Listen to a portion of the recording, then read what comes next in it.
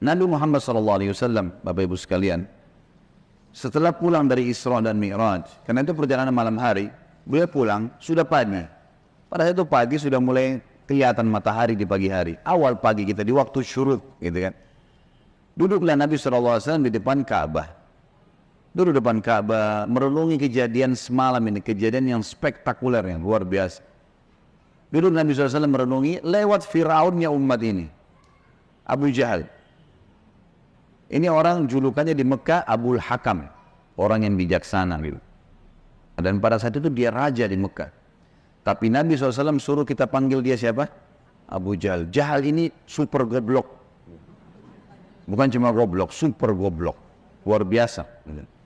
Kenapa dikatakan begitu? Orang Mekah bilang Abu Hakam, dia dikatakan Abu Jahal. Karena Abu Jahal ini sama Abu Sufyan itu setiap malam dengar Al-Quran yang Nabi baca di rumah Nabi SAW. Setiap malam datang dengar, mereka diam-diam. Misalnya ini tempat tisu, ini rumah Nabi SAW, nanti Abu Jahal di sini, Abu Sufyan di sini, ada satu lagi temannya di belakang. Jadi mereka nggak saling tahu nih. Sampai pagi mereka dengar tuh ayat Al-Quran. Waktu mereka pulang, ketemu tiga-tiga. Lo saling tanya, kenapa kalian sini? Kenapa kalian sini? Kenapa kamu sini? Kenapa kamu sini? Oh, saya dengarkan ayatnya yang Muhammad baca.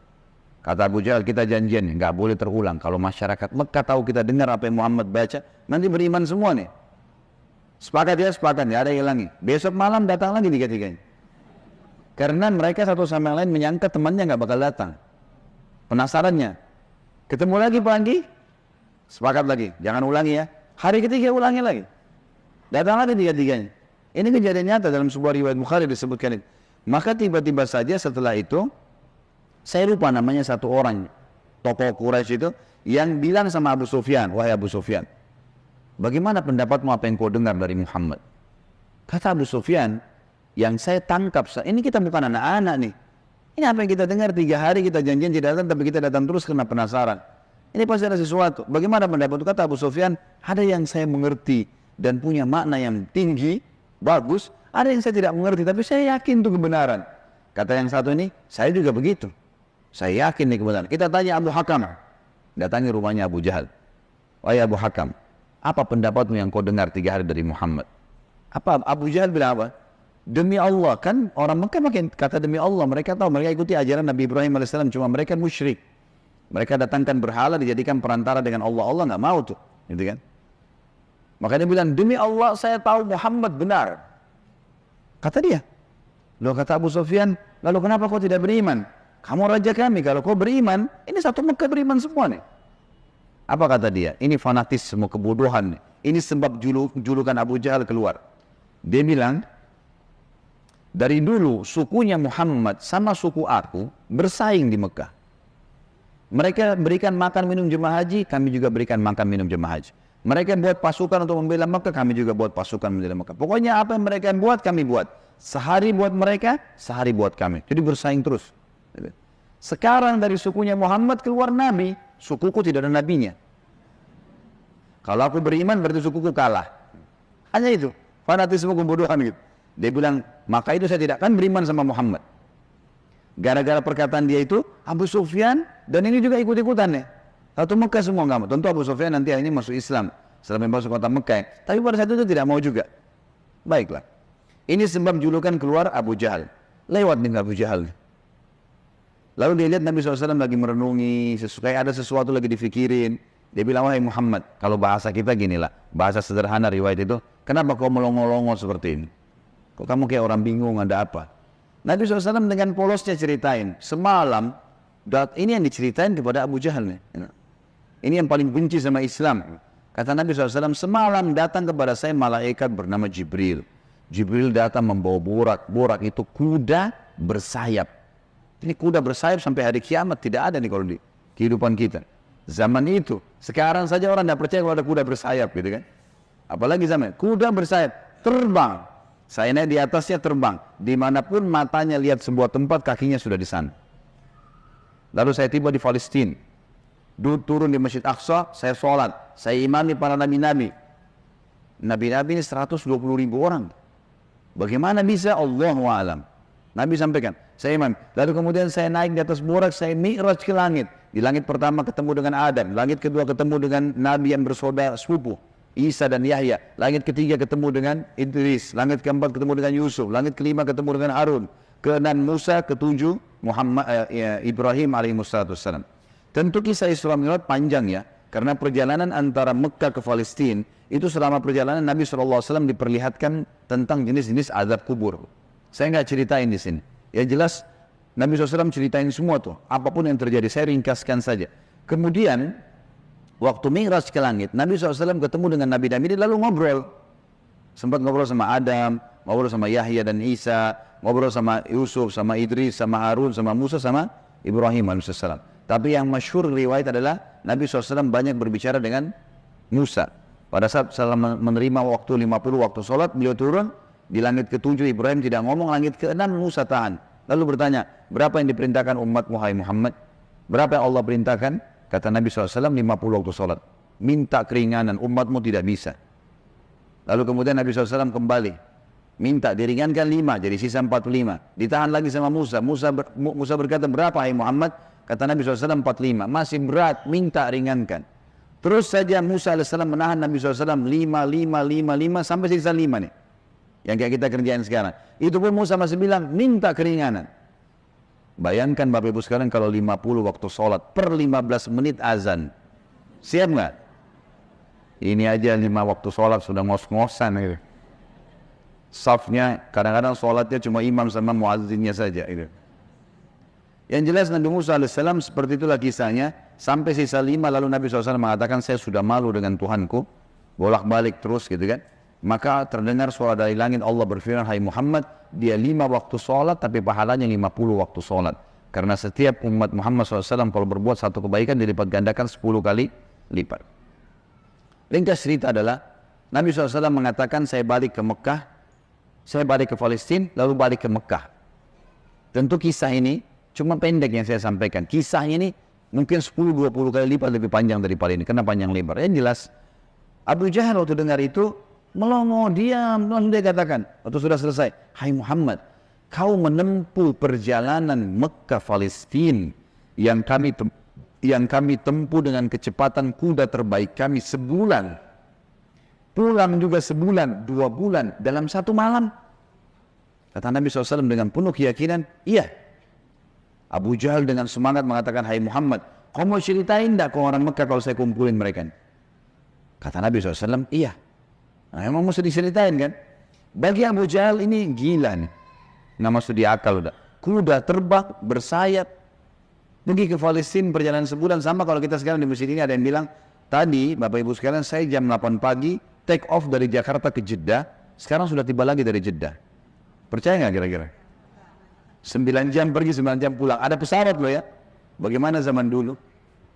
9 pergi, 9 pulang 1 malam, bayangkan. Dan ini juga sebuah pelajaran Bapak Ibu sekalian.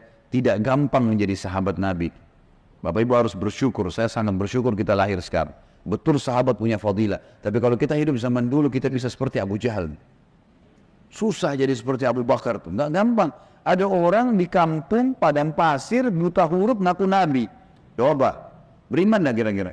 Kita sekarang sudah lahir, orang tua kita sudah muslim, Quran sudah lengkap, masjid banyak dai-dai bisa nyampein dalam bahasa kita. Kalau zaman dulu, berat sekali itu.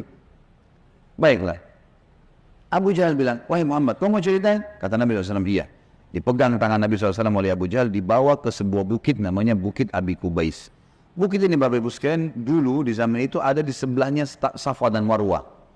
Ini khusus untuk iklan. Untuk iklan saja.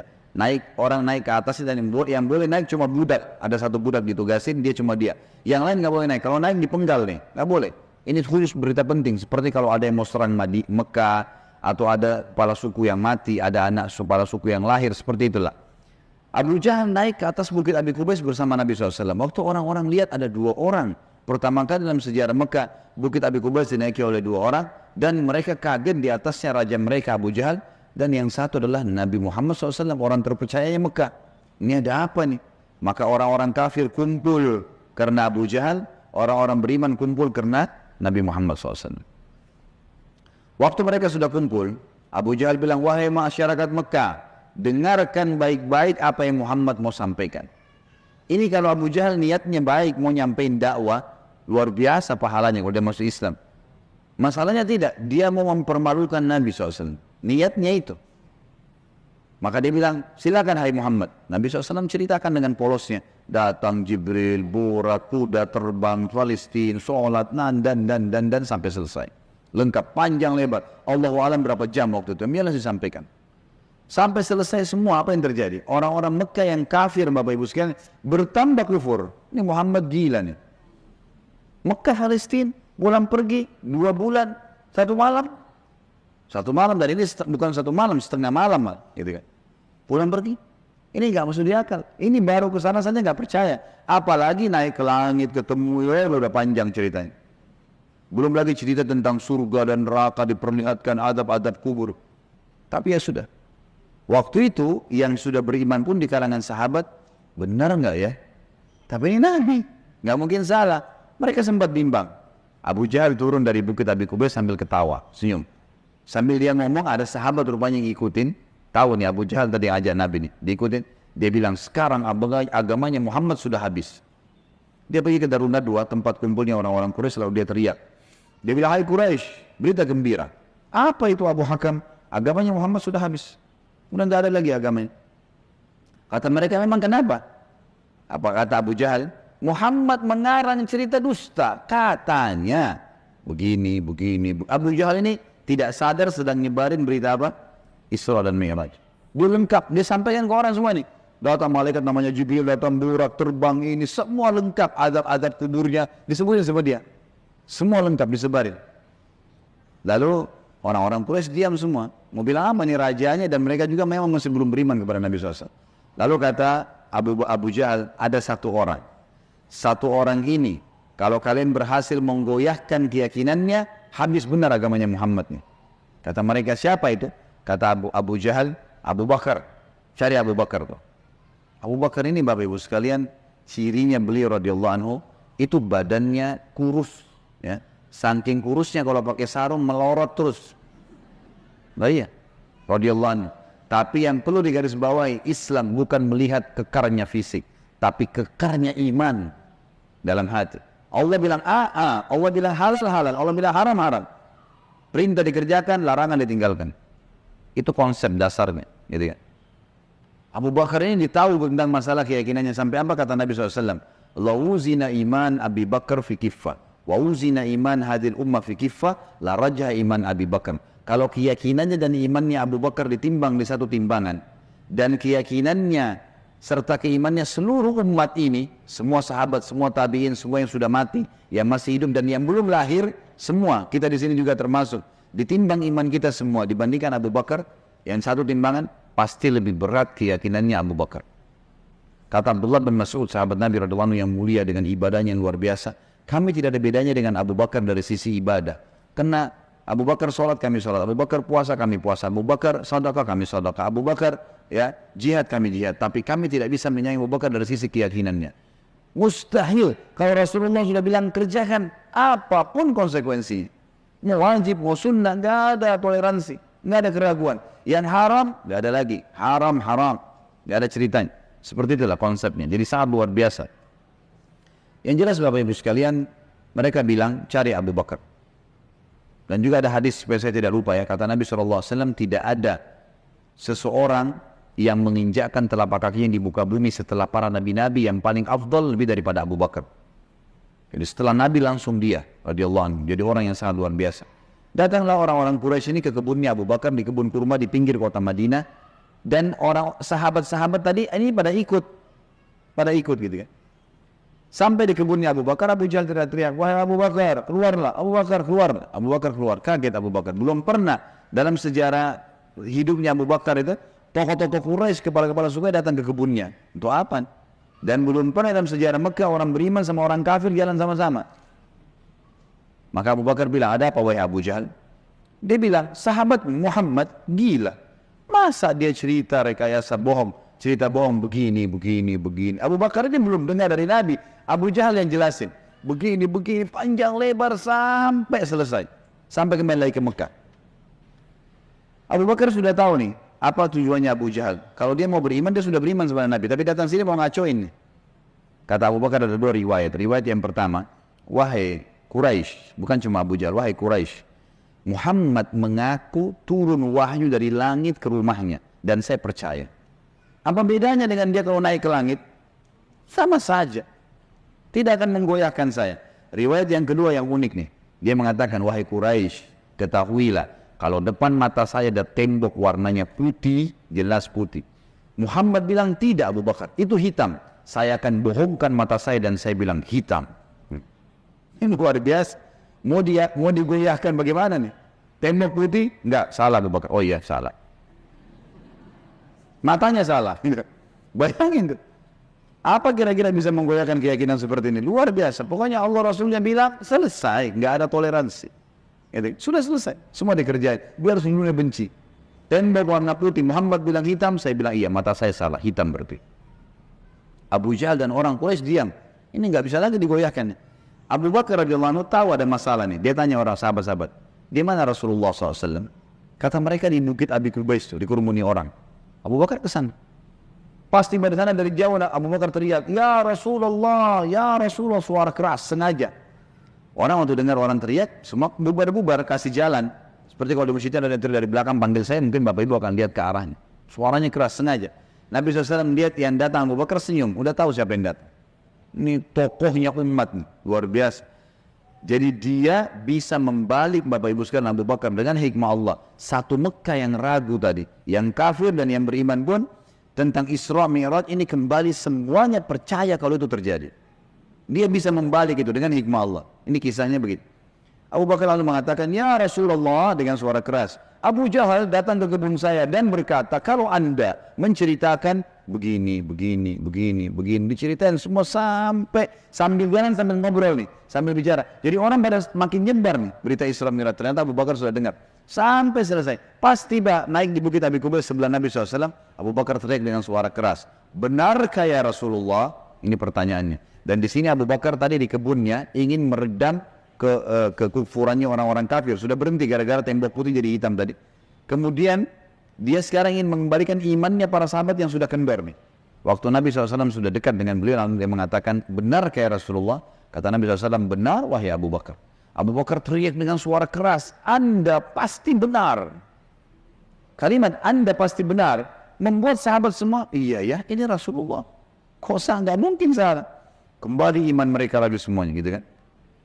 Lalu Abu Bakar ingin membuat satu Mekah yakin Isra Mi'raj. Apa yang dia lakukan? Dia bilang, ya Rasulullah, saya mau minta satu hal bisa? Kata Nabi SAW, silahkan Abu Bakar. Di sini di Mekah, satu Mekah, semua tahu Anda belum pernah ke Palestina. Belum pernah ke Palestina. Dan di Mekah ini ada tokoh-tokoh Quraisy, bukan orang biasa, kepala-kepala sukunya yang selalu bolak-balik Palestina. Yang Allah sebutkan rihlatas syita'i was saif, musim dingin dan musim panas, rekreasi mereka itu ke Palestina dan ke Yaman. Tiap hari mereka menghafal tuh Palestina, pintu gerbangnya, jalannya, pasarnya, semua dikenal. Masjid Aqsa mereka tahu semuanya. Bahkan mereka tahu warnanya segala. Apakah Anda bersedia ya Rasulullah kalau saya panggil mereka, Anda menceritakan apa yang Anda lihat di sana? Pintu gerbangnya, jalannya, bentuk-bentuk rumahnya, apa saja. Kata Nabi SAW, tentu saja. Lalu Abu Bakar panggil orang-orang Quraisy, wahai tokoh-tokoh Quraisy, kumpullah. Dipanggil semua, kumpullah. Datang Abu Jahal grup nih sama teman-temannya sini. Tiba di situ kata Nabi, kata Abu Bakar, hai Quraisy, Muhammad akan menceritakan sesuatu pada kalian tentang Palestina. Kalian semua tahu Muhammad belum pernah ke Palestina. Kalian harus tahu kalau Muhammad menceritakan sesuatu tentang Palestina persis seperti apa yang kalian tahu, warna pintu gerbangnya, jalannya, rumah-rumahnya, pasarnya, Masjid Aqsanya, harus sportif mengatakan Muhammad benar. Kalau ada satu saja yang Muhammad ceritakan tidak sesuai dengan apa yang kalian tahu, kalian punya hak mendustakannya. Setuju? Setuju. Muhammad gak pernah lihat, gitu kan? Kalau zaman sekarang, Bapak Ibu sekalian, saya mau ceritakan Bapak Ibu Masjid Aqsa, sekarang bisa. Tinggal pakai foto satelit, keramik yang pecah pun saya bisa ceritain. Ini keramiknya ada yang pecah, yang kesekian dari tiang sini, bisa dilihat. Imamnya lagi sholat, bisa kelihatan. Zaman dulu bagaimana? Harus lihat dengan mata kepala. Gak mungkin tidak. Kata Quraisy, baik kami setuju. Kata Abu Bakar, silakan ya Rasulullah. Dalam penutupan hadis Bukhari, kata Nabi SAW, Allah Azza wa Jal membukakan Palestina di depan mata saya. Seperti saya lagi lihat. Maka saya menceritakan mereka pintu gerbangnya, jalan-jalannya, pasar-pasarnya, semuanya. Bahkan saya bisa menghitungkan buat mereka tiangnya Masjid Aqsa. Gitu kan? Dan subhanallah, setiap kali Nabi SAW sebutkan tentang ciri Palestina dan Masjid Aqsa, orang-orang Quraisy, tokoh-tokoh Quraisy mengatakan Muhammad benar, Muhammad benar, Muhammad benar. Terus, dan ini jumlahnya belasan orang nih. Tokoh-tokoh mereka mengatakan Muhammad benar, Muhammad benar. Pengakuan mereka sendiri. Ini enggak dusta, ini benar. Betul jalannya begini, betul rumahnya begini, betul pasarnya begini, betul Masjid Aqsa begini. Mereka akuin sendiri. Maka gara-gara kasus itu, satu Mekah jadi percaya Isra Mi'raj. Baik. Abu Bakar sudah selesai ini perannya. Sahabat sudah kembali imannya, orang-orang kafir sudah tidak jadi lagi bisa membatalkan keimanannya Nabi SAW dan agamanya. Maka Nabi SAW ingin menutup Isra Mi'raj dengan kejadian yang luar biasa. Kata Nabi SAW, wahai Quraisy, ada satu bukti lagi. Kalau kalian yakin dengan bukti itu, kalian akan beriman pada saya. Kalau kalian tidak yakin, kalian tidak akan beriman selamanya. Kata mereka, apa itu hai Muhammad? Kata beliau, waktu saya sedang pulang dari Palestina ke Mekah, di atas burak tuh, kuda yang bersayap, saya melihat ada kafilah kalian. Kafilah ini 3 ekor unta ke atas, sedang jalan. Jumlahnya sekian belas unta, di atasnya ada fulan, orang-orang Quraisy, fulan. Dan unta yang paling depan, unta berwarna putih, di lehernya ada kain warna merah. Di tengah-tengah lembah, mereka sempat kehilangan unta, dan saya lihat unta mereka. Lalu saya teriak, wahai Quraisy, unta kalian di lembah fulan. Karena Nabi kenal semua nih siapa yang ada di situ. Orang-orang Quraisy, tokoh-tokohnya. Ada lembah fulan, ambillah. Maka mereka mengikuti suara saya dan mereka menemukan unta mereka. Kafilah itu 2 hari lagi sampai di Mekah. Tanya pada mereka. Ini detail sekali nih. Kalau sekarang orang dari Bandung ke Jakarta, saya mau tahu mobilnya di mana, saya bisa ikutin. Sebentar deh. Ada kamera, ada satelit, canggih. Zaman dulu bagaimana caranya ceritain, kecuali kalau lihat dengan mata kepala. Ini bukti real. Setelah 2 hari Bapak Ibu sekalian, satu kota Mekah, perempuannya, laki-lakinya, orang tua, anak-anak yang kafir, yang beriman, semua kumpul di pintu gerbang Mekah, namanya pintu Bani Syaibah, suku Syaibah. Mereka kumpul semua, mereka nunggu nih, benar tidak di kafilah? Ditunggu itu sudah heboh satu Mekah.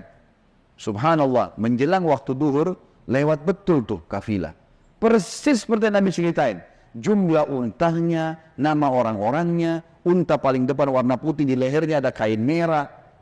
Karena penasaran, orang-orang Quraisy di Mekah ini bilang, hai Quraisy dari kafilah, kalian dari mana? Kata mereka, kami dari Palestina. Lalu bertanya lagi orang Mekah nih, apakah kalian sempat kehilangan unta di tengah jalan? Mereka bilang iya. Lalu apa yang kalian lakukan? Pertanyaan bertubi-tubi nih. Kami mendengarkan suara entah dari mana mengatakan, wahai Quraisy, unta kalian di lembah fulan. Kami ikuti, kami dapat unta kami. Sekarang orang-orang Quraisy di kafilah penasaran, wahai Quraisy Mekah, dari mana kalian tahu nih? Belum satu orang pun di antara kami masuk ke Mekah. Belum ada gosip nih, kok bisa sudah sampai? Belum ada masuk nih. Mereka sepakat mengatakan dari Muhammad. Semua orang mengatakan dari Muhammad. Semenjak itu semuanya percaya Isra Mi'raj terjadi. Ini tanda-tanda yang luar biasa. Makanya Allah turunkan surah nomor 17 khusus namanya surah Al-Isra, menceritakan masalah itu, sebuah keajaiban yang luar biasa, mukjizat Nabi Muhammad sallallahu alaihi wasallam.